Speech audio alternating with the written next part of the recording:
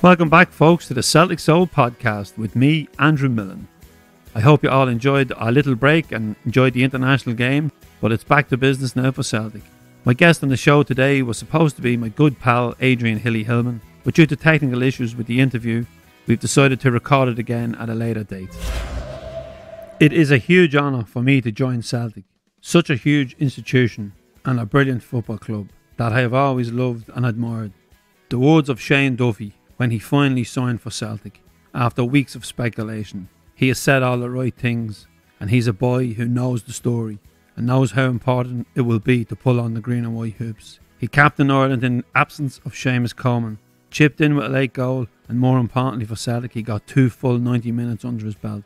I look forward to seeing Shane give us a night like he did for Ireland when he was brilliant in defence when we overcame the Italians at the Euros in Lille. Shane brings Premier League experience, he played against top strikers and also brings his international experience. He missed out on coming to Celtic in 2016 when Brendan Rodgers was manager and he was about to leave Blackburn. The deal didn't work out then, but thankfully it has now. He's only here for a year on loan, so let's get this season done and see if the clubs can agree a permanent deal if things work out on the pitch. There will be 300 Ross County fans inside the stadium in Dingwall on Saturday at 3 p.m. Hopefully this exercise is a success and we can build on getting fans back into the stadium. We wait with hope in our hearts to see Shane Duffy and the boys as soon as possible, in the flesh, in the stadium. So, how do I replace my good friend Hilly? Well, here's how I do it. I draft in John Hartson, Tommy Johnston and Scott McDonald. What a front line-up that would be. We've delved into our interviews with them and we've pulled out a few nuggets for you to enjoy. So kicking us off is Tommy Johnston, who spoke to us back in episode 3. Tommy, 6 managers at the club. You know, they all bring different stuff. How hard was it for a player to have so many managers in such a short time? Well, it wasn't my decision, Andrew. Well, it might have been. You never know.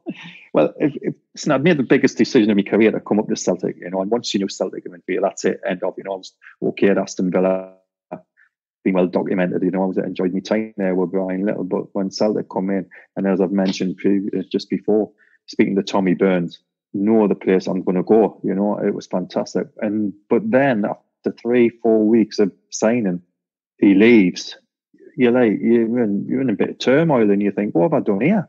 You know, yeah, I'm signing for Celtic, but I'm signing for Tommy Burns as well. So that was very, very disappointing. You know, Vim came in and cannot argue one iota what he done for the club. You know, apart from the first 2 games, but he just didn't fancy me as a player.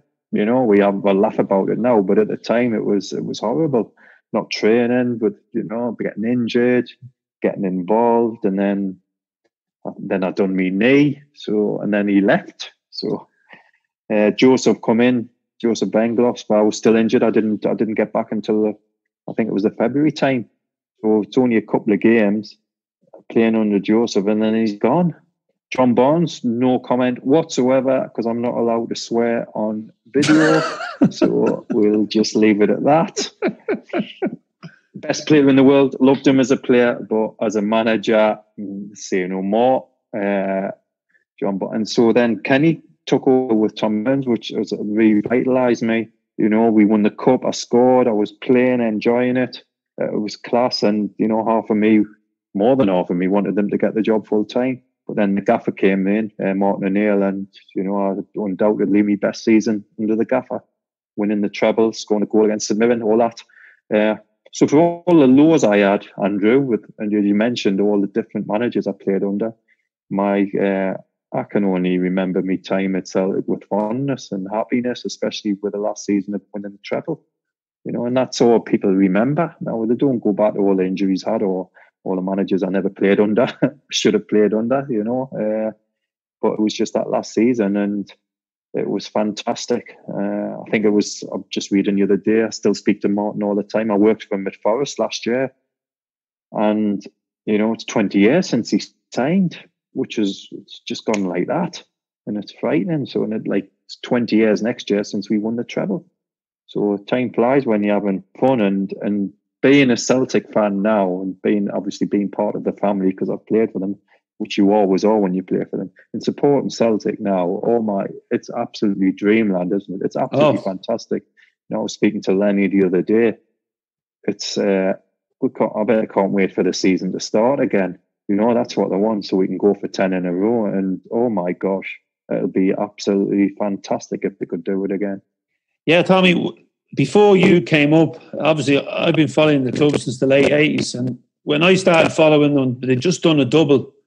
And then there was all those barren years. So to see a 9 in a row and treble after treble, it's amazing. And to think back, people were calling for Lenny's head the first time around in Rugby Park. I think Kilmarnock were playing us off the park. And then I think Anthony Stokes and Forrest dig him out of jail, dig Lenny out of jail. And the rest is history 9 titles later. Yeah.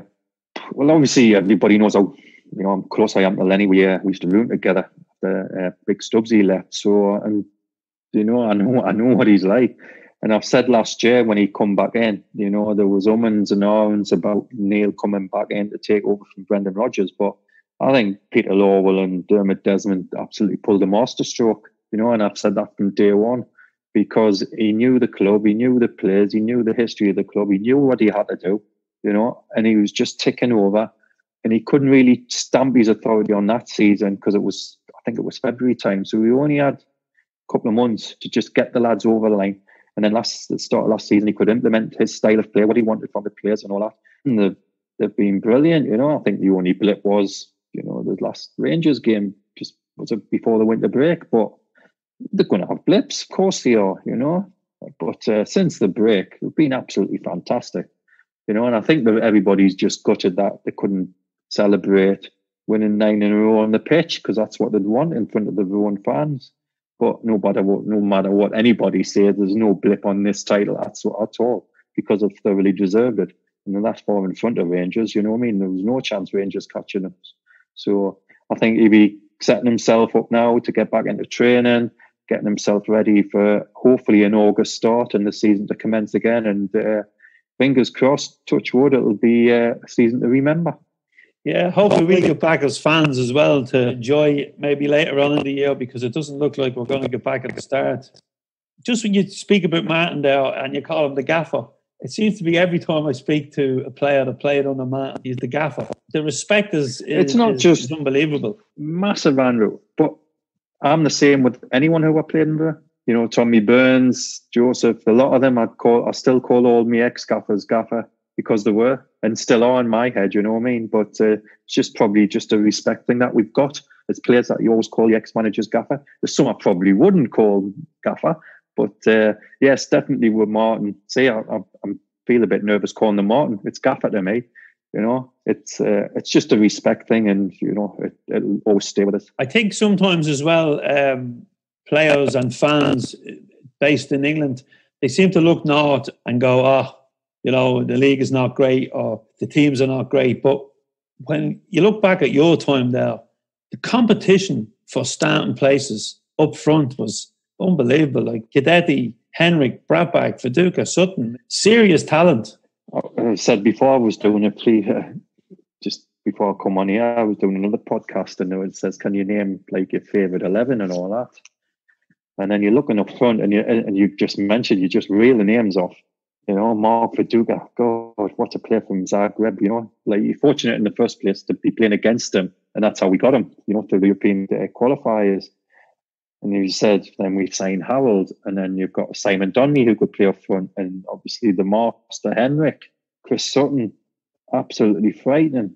Mark Birchall was coming through at the time and banging goals in left, right, and centre. So, and then obviously very, very difficult to get to be a consistent part of the starting 11. But when I first came, I knew what I was signing up for, and the gaffer, I think obviously Tommy had signed me to be one of his main strikers. Unfortunately, over the couple of years, as I mentioned before, managers not wanting to play me and all that, but and the injuries. But as I said, it worked out all right in the end. Henrik and Sutty would be your first choice pair and centre forward in 99% of teams. So there's no problems or no qualms about being on the bench and then coming on to replace them. Fortunately for me, and unfortunately for Sutton, he had quite a few injuries during the first season.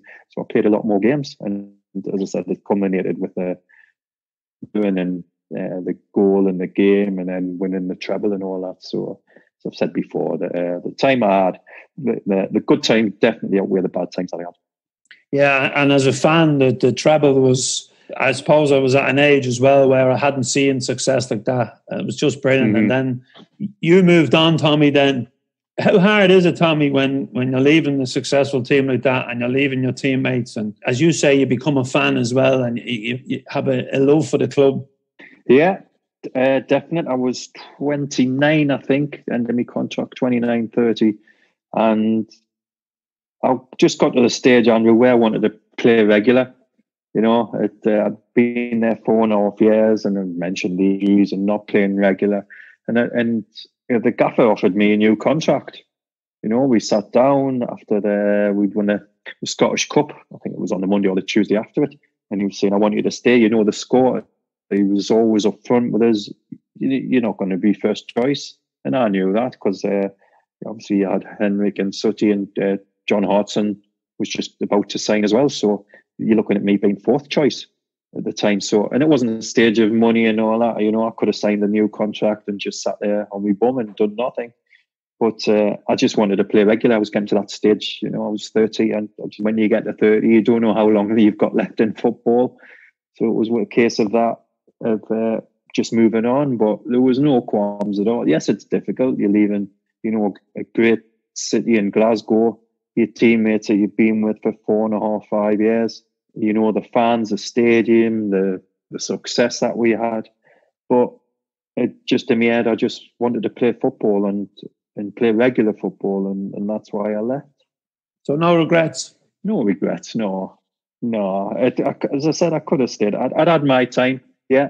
You know, it was 4.5 years of my life, which was absolutely, I said, obviously had some downs, but as I've said, the good times definitely outweigh the bad times. But no, it comes to us all when you've got to leave, you know, and it wasn't the case of the gaffer and his staff saying, right, thanks, Tommy, see you later.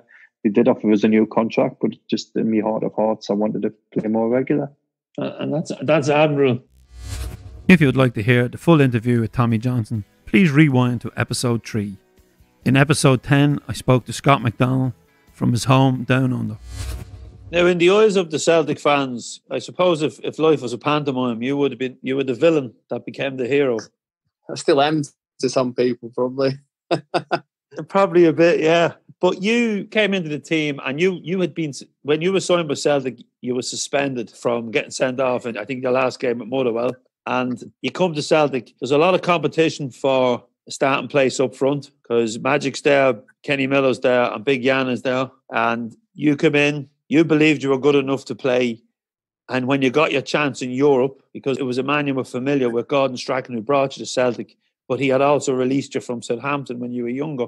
Yeah. So when you got your chance, you did take it with both feet. You had a good debut over in Moscow, and then you scored in the return leg when we played Spartak, and then obviously that went to the penalty shootout, if memory serves me right. So straight away then, you know, you've proved I'm here, I've scored, and then it's time then to secure your place in that first team. Yeah, I mean, that was huge moments for me, like you talk about. And going back to Gordon, obviously, I mean, yeah, he did release me from Southampton, it was a really odd thing. And I think that's where a lot of my respect straight away for Gordon, even before I just came in when he signed me, was the fact that it takes a big man or a big manager to, well, admit on one hand that maybe they got it wrong about a player. There's a lot of managers within the game egotistically that just wouldn't do that, Andrew. Even if you were on a hot streak or you were doing really well for someone else, they just turn a blind eye to you because they turned you down once and said you weren't good enough. But Gordon had enough about himself to watch me again and believe that I was ready now in his eyes, that I had changed a little bit. I had more humility and was much more of a team player, or just much more mature as it comes with as you get a little bit older than what I was at Southampton. So that was a weird one when I got that phone call from Gordon. I was waiting a couple of weeks for it. I got a phone call saying that Celtic were interested. Would I want to come and play for Celtic? I was absolute hell yeah. tell him to call me and let's get this done. But he left me hanging for a wee while. He left me hanging for a couple of weeks, and in the end, I was actually on an international tour with Australia and China. We were sitting in Hong Kong, and just remember trying to look at my phone every 2 minutes, seeing if there was a phone call. I didn't even have his number, so I was like, when's he going to call? Was he going to call? Finally, he called. I think it was like 2 or 3 in the morning in Hong Kong, and it was one of those conversations. Do you have a problem working with me again after me releasing you? And I was like, absolutely not. No, let's get going. So that for me broke a lot of the ice, and it was great. And I managed to have a really good pre-season. We went to Switzerland. We went to America as well, to Denver, to play the MLS All-Stars, and really impressed. In my time there, I came really hungry and wanting to prove to people that I belonged at this level. So, and most importantly, the people that really mattered at that point wasn't the Celtic fans, because we weren't playing real games at that point, and it was the coaching staff and it was the players around me, and having the respect of them and seeing that I was a good player, which I managed to do, and very early on, which was fantastic for me. And I think one person in particular said it the best, and that was Tommy Burns. We were in Switzerland actually, and we were playing a possession game, and we just stopped for a break, and he put his arm around me and just said, "You're doing great, son. Remember this as well. We believe in you. You're a Celtic player, and that's why you're here, because you're good enough. So go and show us." And that for me, coming from Tommy, who's Mr. Celtic at the time, forever and a day, you're thinking, wow, well, if he's convinced, then everyone else is going to be a walk in the park then. So from that, I never looked back. And yeah, it was a frustrating time because I couldn't play the first couple of games because I stupidly got sent off at Motherwell before the end of the season. So that was a difficult time where the likes of, you thought Kenny Miller was still at the club. We weren't sure if he was going to be staying or going at that point.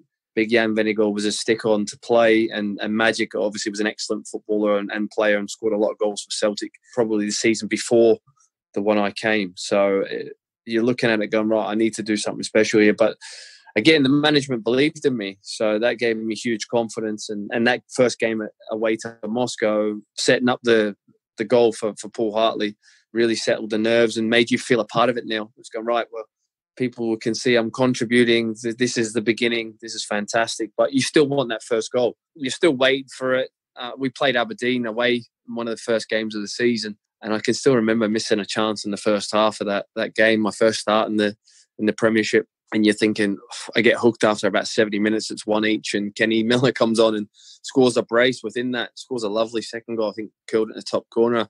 And I was delighted for the team, but I just knew my head was down going, oh, God, here we go. I'm back on the bench for a wee while. I'm going to have to work extra hard to get back in this team.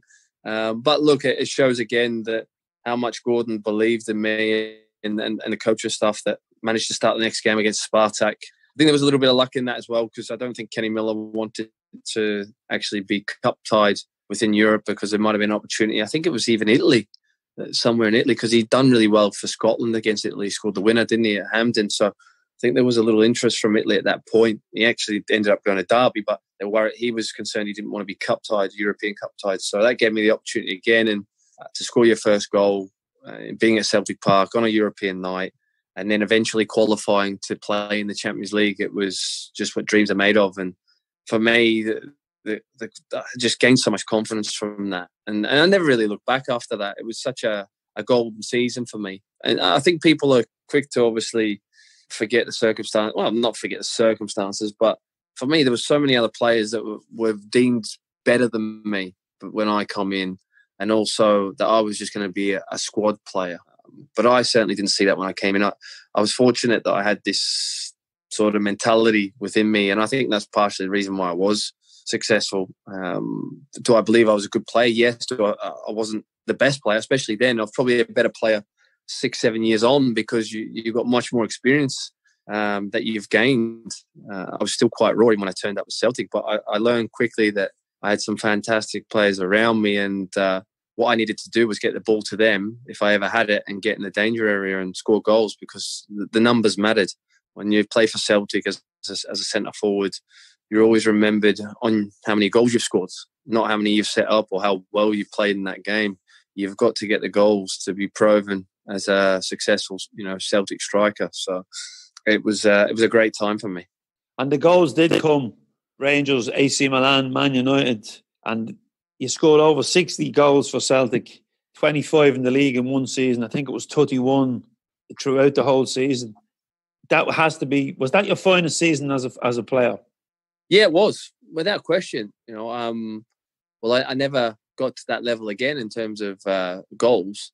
So for me, it was just like one of those seasons where we worked so hard, at the training ground as well with Gordon. Gordon was always very good for attacking-minded players, the way he set up, because he was a winger himself. So we played with two wingers, and he liked the inverted one, which Naka was, and sort of Aiden played a little bit wider. But we did a lot of work on the training ground, a lot of finishing, and it just repetition, training the brain, as they say. And throughout that period, it was just, you didn't even think anymore. It was just a goal before you'd even thought about touching the ball. That's how confident I was. It wasn't even like you were going into games thinking, oh, well, I'm going to score. It was more a case of, well, I know I'm going to score, but how many am I going to get? It got to that point. And I think that was also playing for a smaller club within the Premiership and being able to score goals for Motherwell.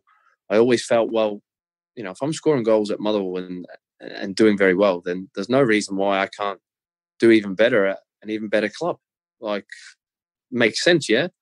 And it sort of does, but it doesn't always work out that way for, all strikers that come to Celtic. You have to have a really good mindset and a mentality, and you have to understand sometimes that you have to simplify your game to get the results you want. You don't always need to do the difficult things. And I think I worked that out pretty quickly with the likes of Aidan McGeady and Nakamura on my team. And obviously Big Jan, who had an amazing partnership with, big man, small man, which always brought the best success for me in my game. Those players around me were going to give me so much joy. And they really did. Jan was a great forward to play off as well. The amount of goals even he created for me with flick-ons and whatever else. And he used to take all the knocks and the hits. And Gordon certainly wouldn't let me forget that at times. Remember your partner, because he's the guy that's taking all the shit for you to be successful. So Gordon was really good like that in terms of team morale and honesty within the group, and making sure you appreciated one another for the dirty things that they did for you. And it was all about trust in that team environment. It was a huge thing. You only play for Gordon if he trusted you, and if you did the dirty side of the game as well as all the good things. So we had a really good unit. Yeah, you mentioned three players there, three standout players. Big Jan, obviously, great partnership. You forged with him up front. Aidan McGeady, very underrated, I think, in some people's minds. I thought Aidan was quality, and I thought the amount of supply he gave in to yourself and Jan, the amount of assists he had for goals, the stats are phenomenal. Yeah. And then, of course, you mentioned one of the most talented players I've ever seen in a Celtic jersey, which was Nakamura. Yeah, he's the best player I've ever played with to this day. Technically gifted. The David Beckham of Japanese football, has to be said as well. Boys, this was a year before I got there, but boys were saying when they played Milan, AC Milan, in the group or the last 16 of the Champions League year before, they were at the airport, and there was actually a flight to Tokyo. And they said, I kid you not, like the whole flight of Tokyo were just surrounded Nakamura. Like he was just a god. That's how much he was thought of in Japan itself. But obviously a very much an unknown to everyone before he turned up to Celtic. A little bit like you could say what Lubo was for Celtic, very much an unknown. And all of a sudden you watch him play and you go, wow, he's special. And the amount of times that Naka could get you out of trouble just with his set pieces in particular was just phenomenal. But he worked on it day in, day out. He's one of the best professionals I've seen as well. We talk about the big players and how they practice, and they're constantly just all about their football and practice. Ronaldo's, Messi's. Naka would be out there for hours on end, even after training. He'd have his little interpreter in the goal, and he'd be hitting free kick after free kick after free kick. And it's a shame, really, because I actually see now within the game that it's getting less and less. And it's not also just because of the young players don't want to do it. There's actually more another side to it in terms of from a sports science perspective and what they are actually hampering, I feel, within the game at times. I think Craig Levine's touched on it this week, actually. And a little bit of that element's correct, like because these kids now are getting pulled in saying, don't do any more. You've done enough. We don't want you getting injured, so don't practice anymore, which is bewildering for me because I think you build up a resistance over time as well. And when you're younger, if you're doing it all the time, it's less and less chance that you're going to break down. So there's something in that, I think. But I know I'm going a little bit off track, but it was just something that I was thinking about there when I'm talking about Nakamura and the hours that he used to put in. And we used to have these ice baths in the change room, Andrew, and like we're talking middle of winter in Glasgow, it's freezing. But Naka would be in there every day up to his neck, no bother, just sit there, not even flinch, make sure his body was right, be sitting in there with the fan on as well, for 10 minutes, just thinking, wow, he's shriveled up when he comes out of there, that's for sure. But and then you talk about Aidan McGeady. Aidan was phenomenal talent as well. In terms of skill, most skillfulest player I've ever played with. And the way he could take the piss out of someone, it probably reminded you probably a little bit like, Jimmy Johnston used to do. He could do that, in abundance. But he would also be direct and beat someone with pace. But these things that you'd see him do in training, you just think, wow, this guy's a joke.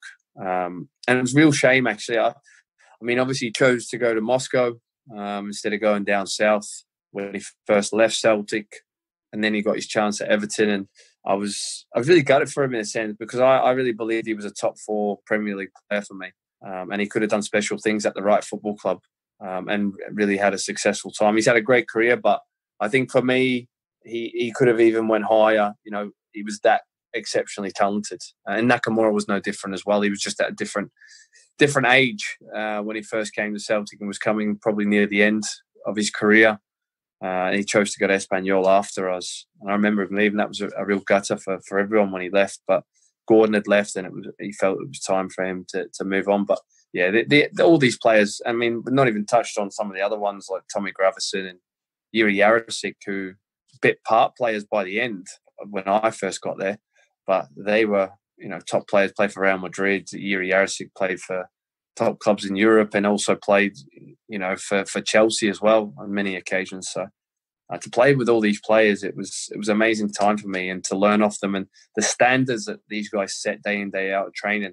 That's how you became a better footballer. That's how you had success, because every day in the game, in the training sessions, was a time for you to learn and improve.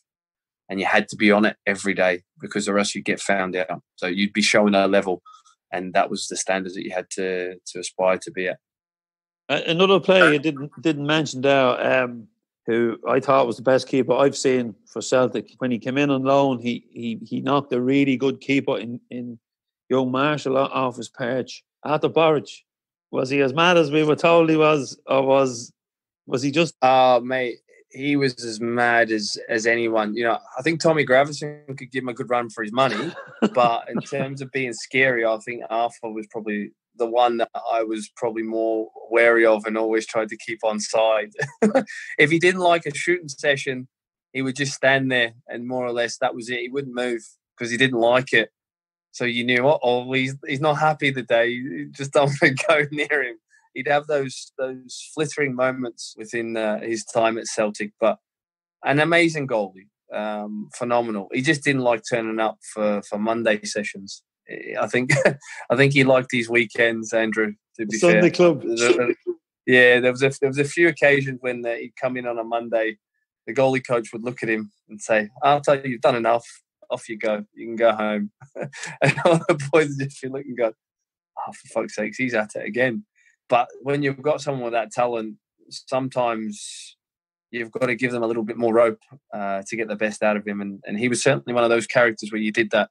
You allowed it, because there was more than one occasion where he would save your bacon. And he'd done it many a time throughout my time at the club. And he was a great lad and a great character.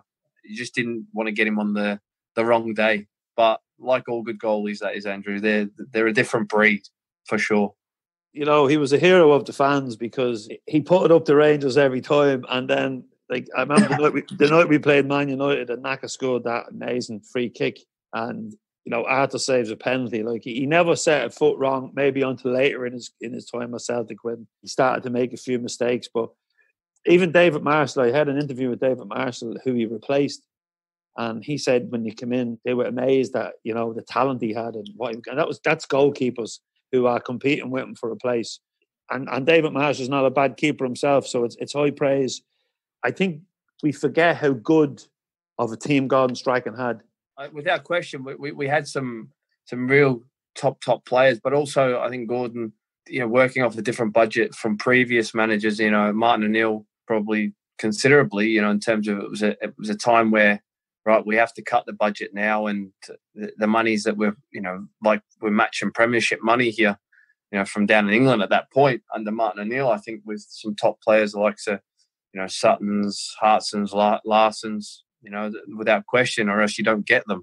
But Celtic just couldn't sustain that forever. So when it was Gordon's time, I think he was more or less said, right, we have to try and trim back here and build for the future. And what Gordon did was bring in the best talents from, you know, the league, the Scottish Premiership itself. And I think he managed to do that really well. You know, you talk of the likes of the Mark Wilsons, Gary Colwells, Scott Browns, Barry Robsons, Paul Hartley, myself, and you had a couple that, you know, probably didn't have as much success as what you would have liked, but, you know, we were always trying to look to unearth some talent from the Scottish game. And Celtic continued that down the years. But Gordon did it really, really well in it. And players that understood what it was to play for Celtic as well. I think that was always very important that you have that. And there were excellent players who went on to, like myself, to achieve even bigger things. But it was a great time. And like you said about Arthur, going back on Arthur, what really sticks out, you know, thinking about it now, was how quickly he was able to come and close the distance between the striker and himself off his line for 1v1s especially. He was very difficult in those moments. He was almost like he would spook you, how quickly he used to close the distance and close the angles. That was one of his biggest talents. And many a time, you know, he would save things that you just thought just weren't savable. So you always need a great keeper in your teams to be successful. And I think that's been proven over, you know, years, whether it be Celtic or other leagues, that they've always had top keepers, and Arthur was no different. He was top notch. Now, obviously, that team would break up. That's a team that had no problem getting out of the groups in the Champions League. Gordon had proved how good of a manager he was because, as you say, he didn't have the same budget as Martin. Then Tony Mowbray comes in, and it didn't work out for Tony. It didn't work out for you. You went down to Middlesbrough. Have you any regrets? Did you leave too early, or was it time?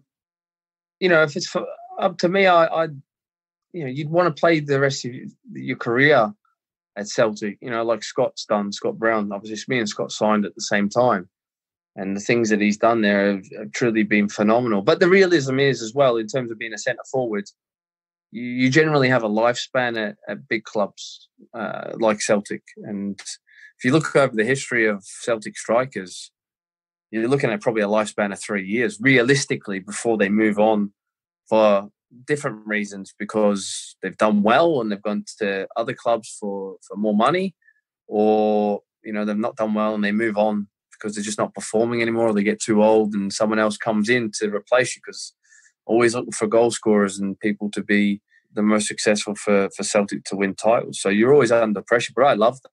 I absolutely loved it. But look, if I had the chance or the timing again, and just how everything worked out and the way my mindset, when I look back at that, I probably wouldn't have changed it 99 times out of 100, because it was with Gordon, who had gave me everything in terms of my career and how successful I was at Celtic. And I just believed in him so much that he was the guy that would always get the best out of me. And after a sort of topsy-turvy time for the 6 months that I was with Tony, it was hurtful, because I just felt like I didn't feel loved anymore. And all good strikers have got egos and want to be loved and appreciated. And it just sort of felt, even from our very first meeting, that he wasn't sure about me. It was like he didn't think I was a good player.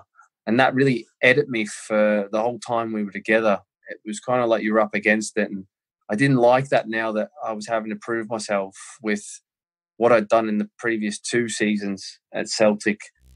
That was a brilliant conversation with Scott McDonald. If you want to hear the full interview, rewind back to episode 10. Next up, our final guest today was John Hartson, who I spoke to back in episode 6. Just go back to the Lee Griffiths thing there. That would mean a lot to Lee if he heard you speak like that, because you had your off-field problems, which you overcame, and you never missed game time, and you've sorted out. Obviously, you had a gambling problem, and I know you're an inspiration to many, many young gamblers to go to rehab and get their life back together and get away from the bookies. So I'd just like to commend you on that. And also on your charity work, John, which is phenomenal, the amount of money you raised through the John Hartson Foundation.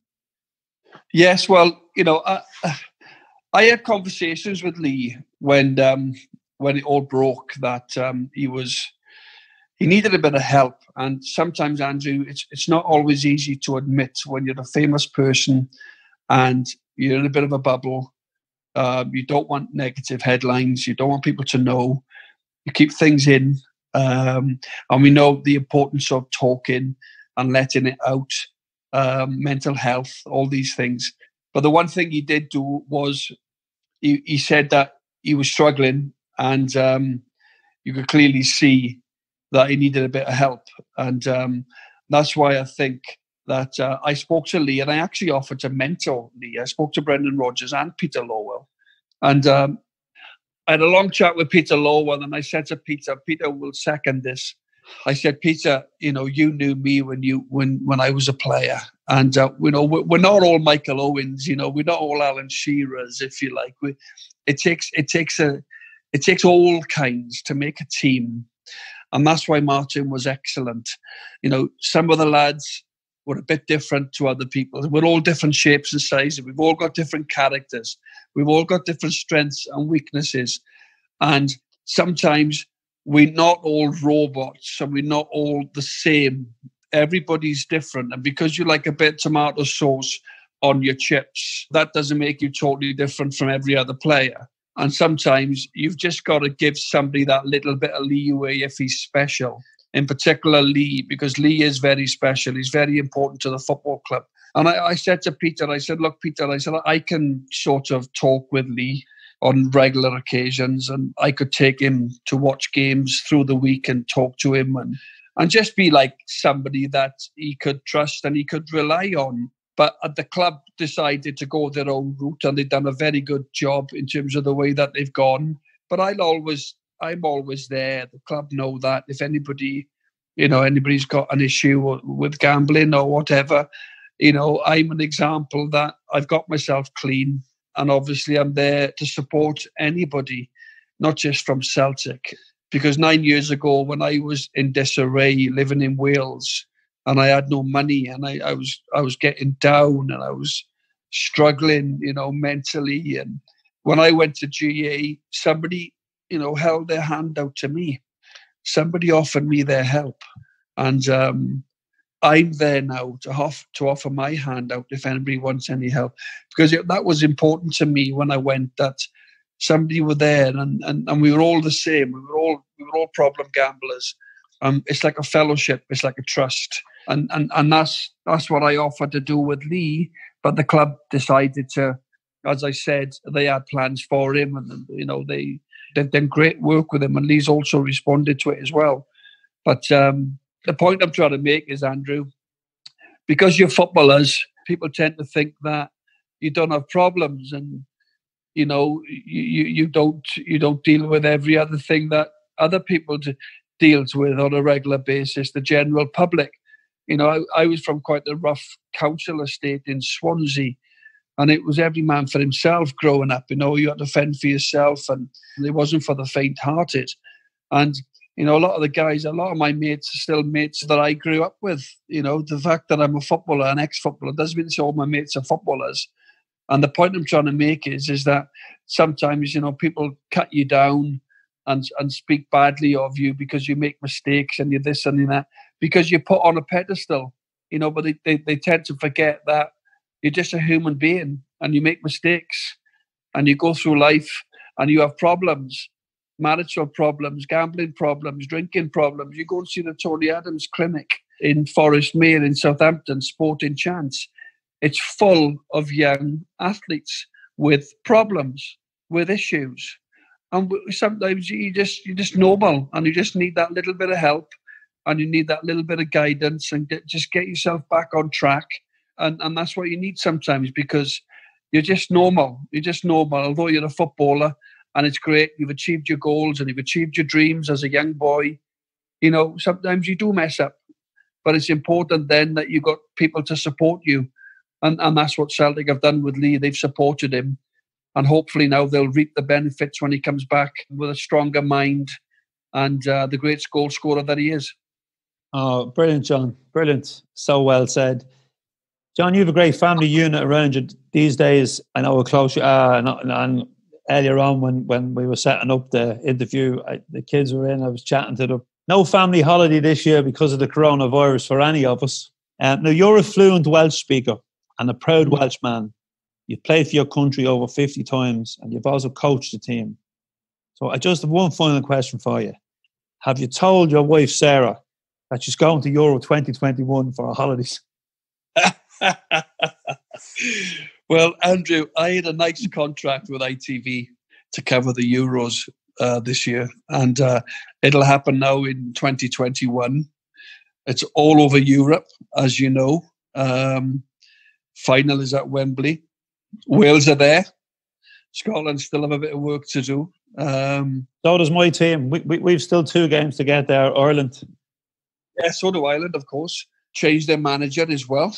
Yeah, Stephen Kenny's in now, and there's Stephen. Yeah, I met Stephen a few times when I was over in when I was doing work over with Air Sport in Dublin. Stephen would come into the studio sometimes. But I wish Stephen well, obviously, in his new role. I'm sure he'd get a lot of support. Damien Duff, of course, has left his role at Celtic to join him. I'm sure that'd be a little bit of a loss, but it's an opportunity for someone, I suppose. But no, as I said, I'll enjoy the Euros now next year, all over Europe. Obviously, Wales missed out on the World Cup, but you know this will 2018. But they had a wonderful 2016 Euros, getting all the way to the semi-final. So I'm very much looking forward to that. Ryan Giggs, you know, he qualified for the first tournament that he entered into as manager. So he's done really well. A lot of debate over Ryan, but I think he's swung the crowd around now in his favour because of the qualification, which is great for him on a personal note. But no, there'll be no holiday this year, Andrew, because before we know it, we'll be back into the football, you know. And I think everybody's in the same boat. And, you know, we all love the game. And as long as it's safe to do so and, you know, the government give us the go-ahead, then we have to adhere to what they say and what the lockdown is and the restrictions and everything else. But once we get a go-ahead, we'll all be ready to go. And looking forward to it. John, you beat Rangers, you beat cancer, you've been an inspirational guest. And I look forward to maybe doing a night or two with you on the live circuit when the venues are back up and running and the punters are allowed back in. John, thank you so much. You're welcome, Andrew. Anytime, you know that, mate. You've only got to give me a shout. John Hartson, our final guest today. If you want to hear John's full interview, rewind to episode 6. I think you'll agree, 3 top strikers. This month marks 19 years since More Than 90 Minutes first went on sale outside Celtic Park. And during the international break, we are walking away on issue 110, which comes out next week, and will have our new signing, Shane Duffy, grace the front cover. I would like to thank everybody who has bought the fanzine over the years, on the bus, the boat, in airports, outside Celtic Park, outside away grounds, and in newsagents. Special thanks to all our ground sellers who stood in all weathers selling the fanzine back in the early days. I would like to thank our sponsors and contributors for the support over the last 19 years. Thanks once again to Ronan McQuillan for producing the show. If you like what we are doing and would like to support us, just visit the website CelticFanzine.com, where you can subscribe, donate, buy or become a member for the price of a pint.